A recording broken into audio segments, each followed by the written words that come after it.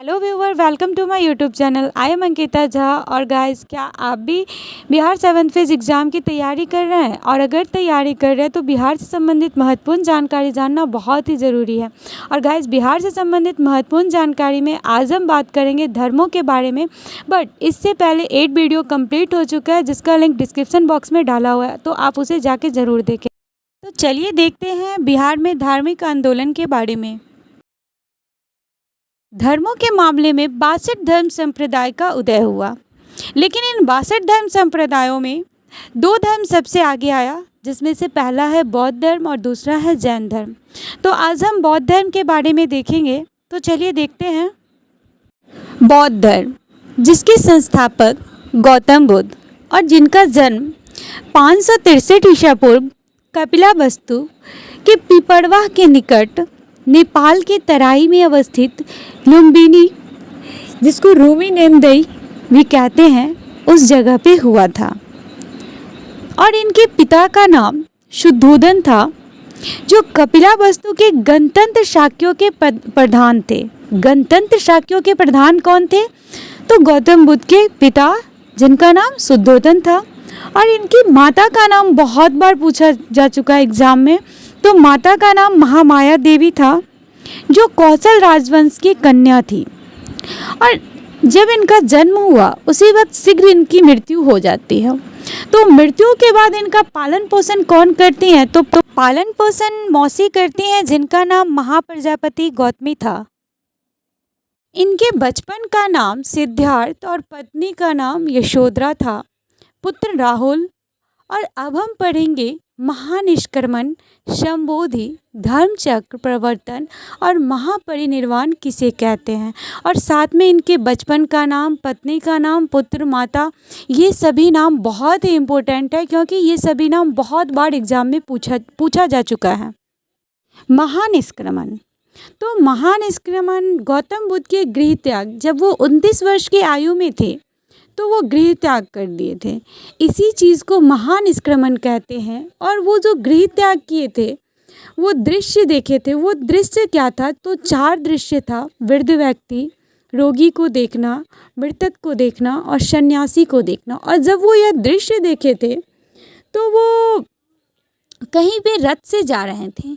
तो जब वो रथ से जा रहे थे तो इस तरह कहा जाता है कि गृह त्याग का प्रतीक क्या हुआ? तो घोड़ा। और उस घोड़े का नाम क्या था? तो कंथक। और अगर सारथी का नाम पूछे तो चन्ना।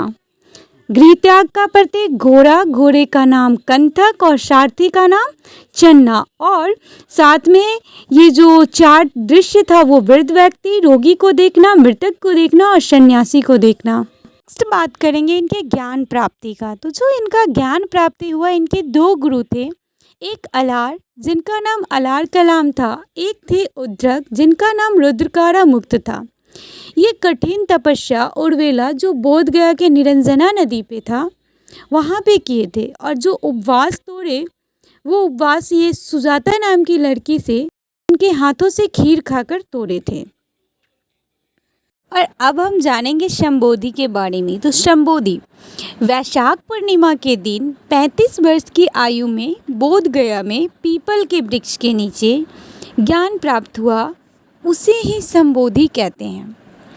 और जब वो ज्ञान प्राप्त किए तो जहाँ पे वो ज्ञान प्राप्त किए, उस पीपल के वृक्ष को बोधि वृक्ष कहा गया। और इसके बाद इन्हें बुद्ध अर्थात प्रजावान कहलाने लगे। ये इस चीज़ से हमारे 2 क्वेश्चन बनते हैं कि कितने वर्ष में और कहाँ पे उन्होंने ज्ञान प्राप्त किया, और उसके बाद उन्हें किस नाम से बुलाया गया, और प्रजावान किसे कहते हैं। नेक्स्ट हम जानेंगे धर्मचक्र प्रवर्तन के बारे में। तो धर्मचक्र प्रवर्तन जो बुद्ध के द्वारा, कहने का मतलब जो बुद्ध अपने ज्ञान का उपदेश यानी कि प्रवचन सारनाथ में 5 ब्राह्मण को दिया।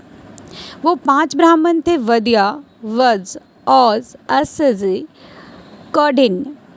इन्हें जो वो प्रवचन दिए, उपदेश दिए, उसके वजह से वो जो अपना परिवर्तन किए, उसी चीज़ को कहते हैं धर्मचक्र प्रवर्तन। तो धर्मचक्र प्रवर्तन में प्रिय शिष्य थे इनके, जो इनके प्रिय शिष्य थे वो आनंद, और राजा शिष्य जो थे वो बिंबिसार, अजातशत्रु, प्रसेन क्षेत्र और उदयन। और इससे क्वेश्चन बनता है कि आखिर धर्मचक्र प्रवर्तन क्या है, राजा शिष्य कौन थे और प्रिय शिष्य कौन थे। आर्य सत्य, तो आर्य सत्य 4 थे। संसार में दुख है, दुख का कारण है, दुख का निवारण संभव है, इसके लिए उपाय है। ये 4 आर्य सत्य भी बहुत ही इम्पोर्टेंट पॉइंट है। नेक्स्ट जानेंगे 10 शील, त्रिरत्न और अष्टांगिक मार्ग। तो 10 शील जिसमें अहिंसा, सत्य, असत्य, पराये धन का लोभ नहीं करना, नशे का सेवन न करना, स्त्रियों से दूर रहना, दुराचार से दूर रहना, असमय भोजन न करना, सुगंधित पदार्थ से वर्जित और आभूषणों का त्याग करना। और इसी में त्रिरत्न की बात करें तो वो है बुद्ध, धम्म और संघ। बुद्ध, धम्म और संघ, त्रिरत्न से भी क्वेश्चन आता है। और साथ में बुद्ध के आर्य सत्य और वो जो 4 थे वो।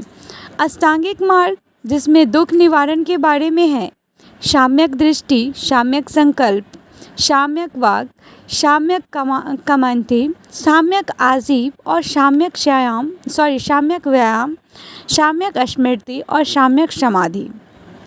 और अब हम बात करेंगे महत्वपूर्ण घटना, उस घटने से संबंधित कुछ प्रतीक हैं उसके बारे में, जिसमें माता के गर्भ में आना, हाथी का संबंध माता के गर्भ में आने के प्रतीक से संबंध है।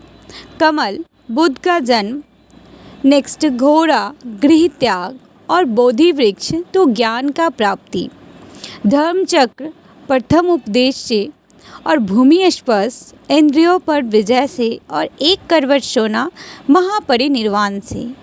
और ये जितने भी घटना और प्रतीक है ये भी एग्ज़ाम में बहुत बार पूछे गए हैं, तो इसे भी आप एक बार अच्छे से देख लें। नेक्स्ट बात करेंगे महापरिनिर्वाण के बारे में।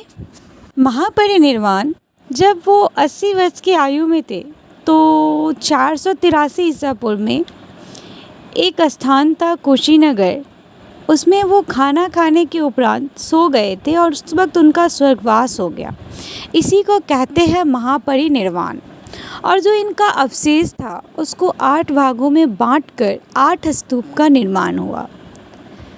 और नेक्स्ट महापरिनिर्वाण के बाद हम जानेंगे बौद्ध साहित्य के बारे में।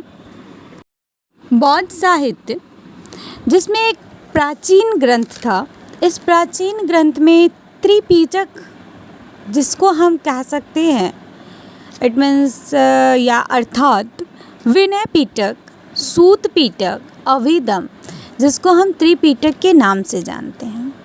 फिर एक आया अगंतुर निकाय जिसमें 16 महाजनपद का वर्णन था। एक है मेलंदप्पानहो और एक है जातक जिसमें बुद्ध के पूर्व जन्म का कथा है।